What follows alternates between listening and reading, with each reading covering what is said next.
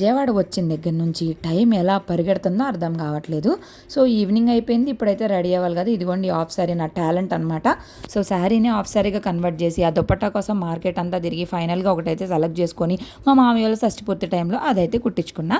ఇంక ఈరోజు గుడికి ఎలాగో వస్తున్నాం కదా అని ఆ శారీ అయితే ఆఫ్ శారీ అయితే పేరప్ చేశాను. వచ్చేసరికి అమ్మవారికి సారీకి అయితే అన్నీ ప్రిపేర్ చేసి పెట్టేశారు. నా ఆఫ్ శారీ ఎలా ఉంది ఏంటనేది కొంచెం మధ్యలో అయితే చూపిస్తాను. ఇంకా అవి అయితే అసలు ఎంత మంచిగా ఎంజాయ్ చేస్తున్నాడో. మరి విజయవాడ కనకదుర్గమ్మ దర్శనానికి వెళ్ళరా మీరు అని అడుగుతారు మీరు. ఇంత రష్లో వెళ్ళామంటే ఈ పిల్లోని తీసుకొని మామూలుగా ఉండదండి. ఇక్కడ చాలా బాగా జరుగుతుంది. ఈవినింగ్ టైంలో హారతలు, ఉదయం హోమాలు, పూజలు, అబ్బా అసలు కళ్ళు నిండిపోతాయి. 10, 11 అయిపోతుంది ఇంటికి వచ్చేసరికి.